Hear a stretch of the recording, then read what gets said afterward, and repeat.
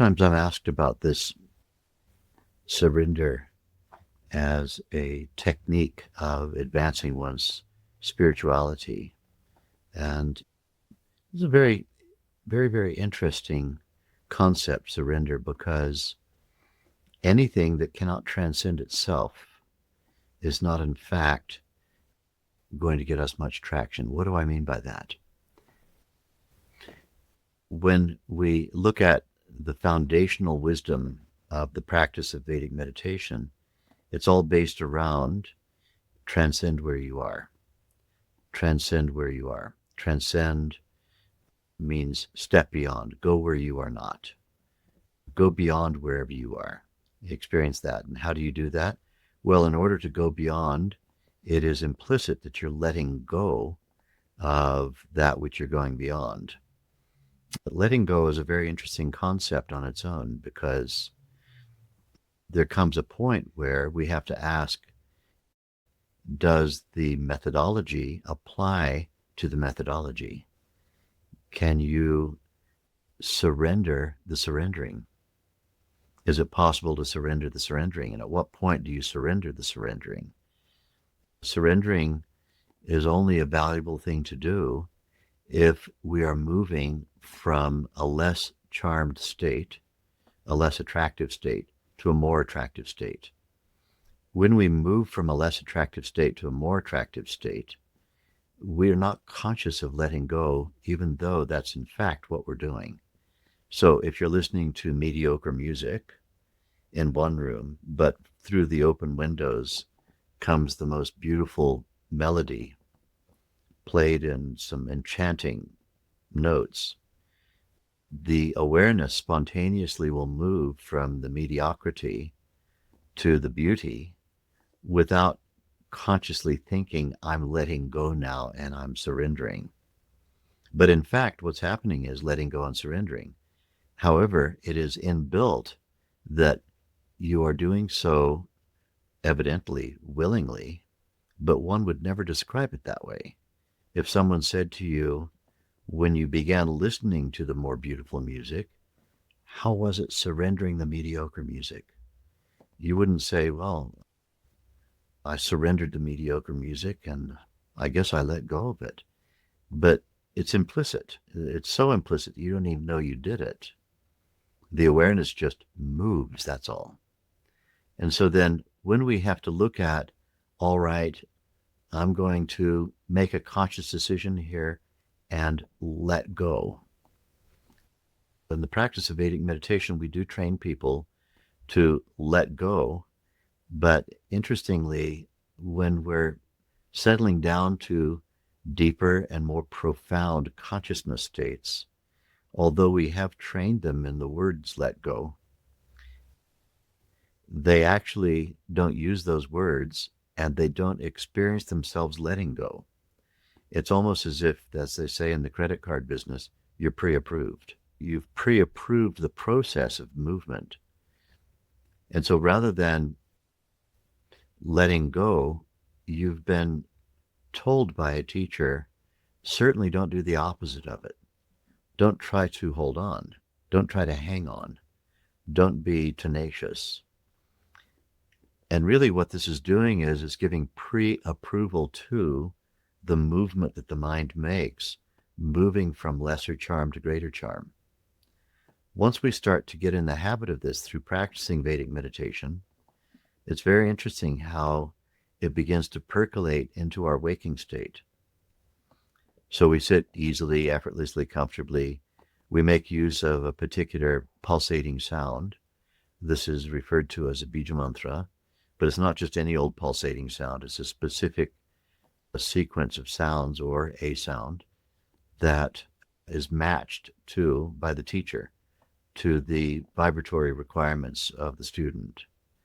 And then when the student begins to experience this beautiful, mellifluous, resonant, sympathetic vibration, it gets subtler and subtler, and implicitly one begins to let go of less pleasant layers of it while the mind begins the process spontaneously of investigating more pleasant layers of the sound. which are subtler. The sound keeps on getting subtler and subtler, and as it does so, it becomes intrinsically more and more fascinating. And you could say that we can imply you're letting go of the previous layer, but in fact, all you're doing is moving effortlessly to the next more charming layer. And so this movement of the mind from that which is less charming to that which is more charming is in fact intrinsic to the human mind. It's intrinsic. Now, when we come out of Vedic meditation and we have to get on with our regular day, like making our breakfast and getting ready for the day, or doing all the stuff that we do at work, or all the stuff we do at home if we're working from home or whatever. And then late afternoon, early evening comes. And once again, we submit to a process of moving effortlessly toward greater charm. And we do this again and again every morning, every evening, every morning, every evening. The brain begins to learn this is rewarding. And it doesn't want to make it restricted solely to the meditation practice. So then the brain and the mind together begin to get in the habit of moving toward that which has greater charm in it than that which has lesser charm in it. And with the stripping away of the polluting effect of stresses pollute. The tendency of nature's intelligence operating through our desiring mechanism is polluted by stress. Our desiring mechanism gets polluted by stress. When we remove layers and layers of that stress, what happens next is that our desiring mechanism becomes purified, and it can detect where the greater charm is. The process is not really a process of letting go, although that's implicitly, in fact, what you did when you moved from a less charming thing to a more charming thing. Letting go must have happened. It has to be acknowledged. But one didn't really experience that. One found oneself just moving effortlessly and frictionlessly toward greater charm. The greater charm is that which is more evolutionary than where you are now. This is what charm is telling us. Where is the direction of progressive change? Where's the direction of evolution?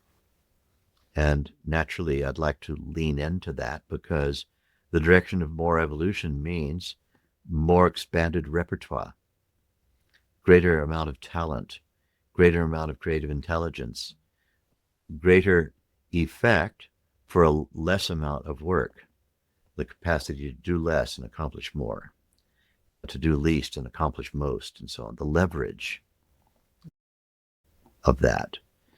So then letting go, surrendering, becomes less of a kind of a guiding thing, except it becomes more of a descriptive thing.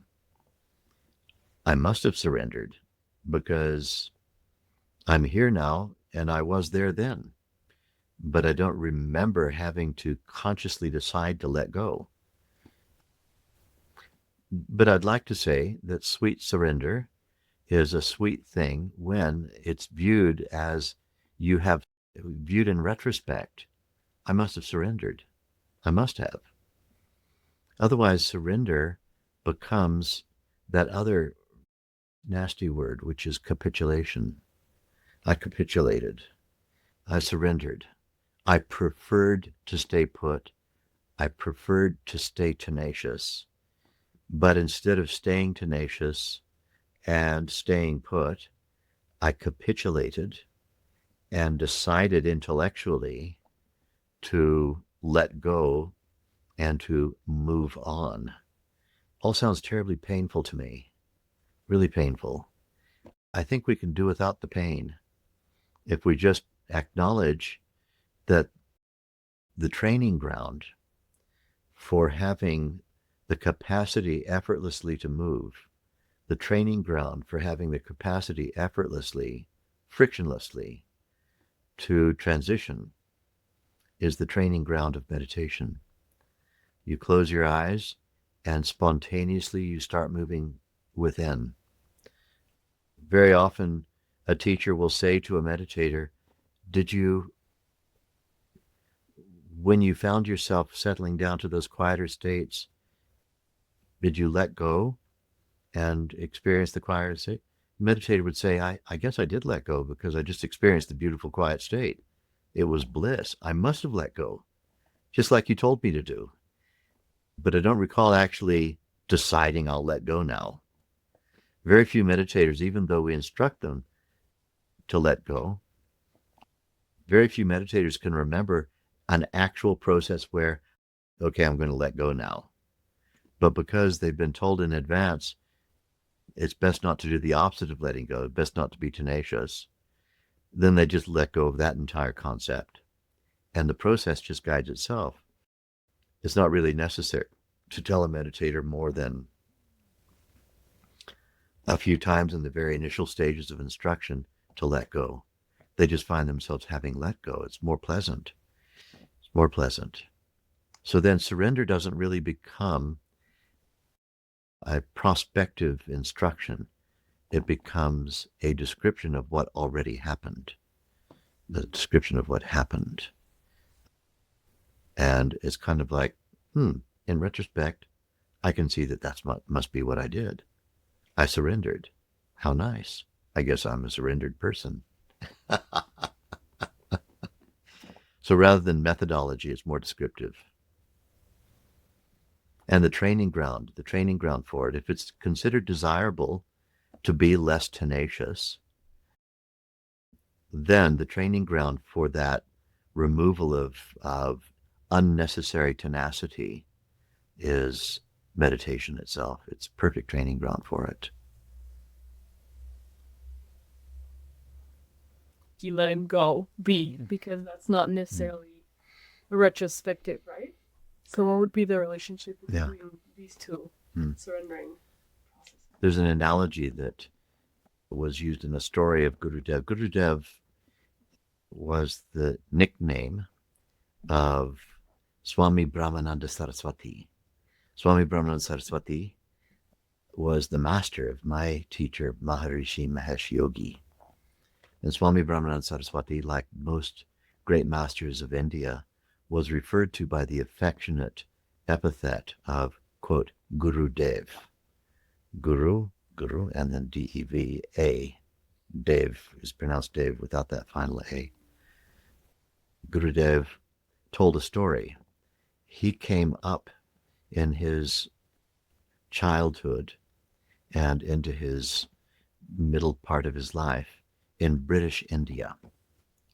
And in British India, when England ruled India, especially during the Victorian era, which was his era, monkeys were a highly desired pet that people in the whole Commonwealth, people who were well off, frequently would have a monkey imported into their home as a pet or something they could keep in a cage on display and so on.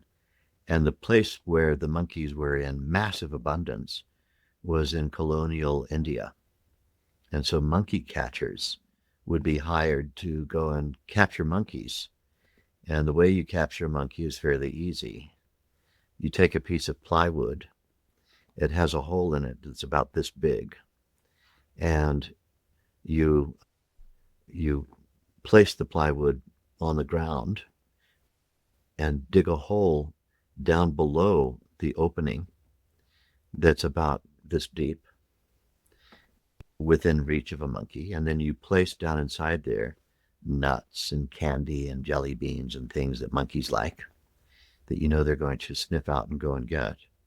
So the monkey would go up to this hole unsuspectingly, insert its arm into the hole, grab onto the treasures of peanuts and candy and monkey food, and with a fist start to pull their hand out.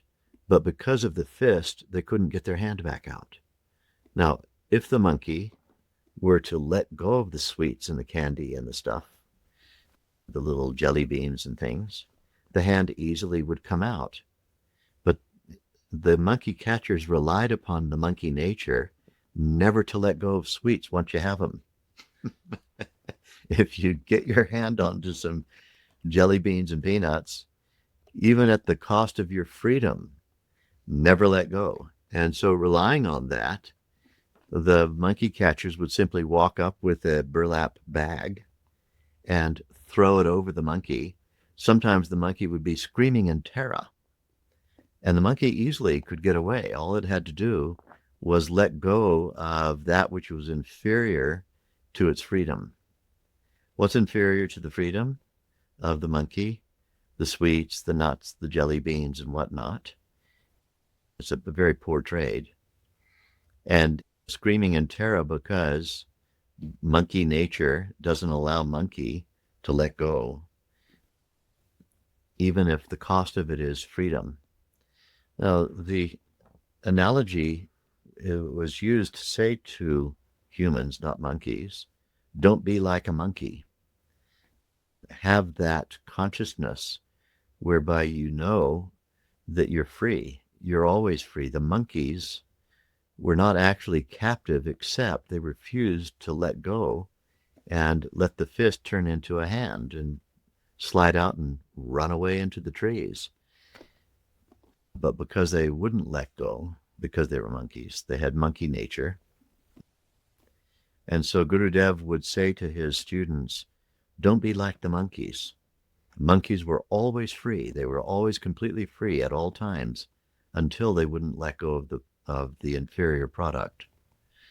So with us humans, the instruction is don't be in monkey consciousness, be in human consciousness. We have something the monkeys didn't have, which is the capacity to have context. Context is one of our great gifts as humans. If a Bengal tiger is stalking the last reproducing member of the chital deer family. Chital deers are one of the favorite diets of Bengal tigers in India. So imagine that there was the last chital deer that was capable of reproducing other chital deers, and the killing of which would cause all subsequent generations of tigers to die of starvation. And that tiger is stalking the last reproductive member of the chital deer. What do you think the tiger is going to do? Will the tiger stop and consider, if I kill this deer, then all my children will starve, and I'll be the last Bengal tiger alive, and I'll starve to death too? No. The tiger, by its nature, is going to pounce on that deer and slaughter it and eat it. And even if that's the end of the tigers. And when the tiger discovers there are no more deer, the tiger's not going to wonder, I wonder why this happened. That tiger that was guilty of having killed the last reproducing member of the deer family is never going to wonder why there are no deer around and self-examine. We humans have the capacity for self-examination. We have the great capacity to see the future in the making, and we can see the sense of doing something that might be extra instinctive. By extra, I mean beyond instinct. Something that is extra instinctive means that you're able actually to transcend your instinct and allow a thing to happen that for an animal can't happen. If we gravitate toward the bestial, meaning we are emulative of the animal kingdom, then like the tiger who kills the last deer, or like the monkey that sacrifices its freedom for some jelly beans, we're likely to find ourselves entrapped. But we do have the gift of standing outside of our instinct. That's supposed to be one of the hallmarks of us being civilized human beings. Each of us walks around the world with connubial desire. You know what that means, don't you? It means the desire to engage in those activities that are of a sexual nature. But it's incumbent on us to keep our connubial desires somewhat in check when we're at the coffee shop and we might be casually checking out the particular potential pleasures of engaging with another human being. Unlike the monkey kingdom, we're not going to go leap on the person in the coffee shop, or if we do, there'll be a social outcry. That shows that we have the capacity to transcend instinct that the animal kingdom don't possess. And this is where the analogy comes in. Don't be like a member of the animal kingdom that would sacrifice its entire freedom for some jelly beans. We're hanging on to all kinds of useless things and not allowing ourselves to examine the greater charm of unboundedness. In the first instance, to ask somebody to practice Vedic meditation is to ask them to down tools, go and sit in a chair and do a thing they've never done before in their entire lifetime. Close your eyes and stay awake. Close your eyes and do something other than sleeping. This has never been suggested to anybody before.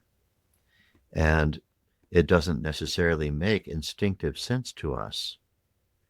But if we're willing to do the experimentation and engage in it, then we find the result of it incredibly rewarding. We're able to transcend our instinct to just continue eating, working, sleeping, and whatever else we do, reproducing and things, and move into an experience that is none of those things. It's not a thought. It's not a food. It's not a cuddle. It's not some kind of wind in your hair kind of tactile sensation or anything. It is transcending all sensory phenomena. And in fact, it can only appeal to a human because only humans would have the capacity to conceptualize the beauty of the freedom of it. And so we're able to let go of the jelly beans, as it were, which is the jelly beans would say, keep playing the video games.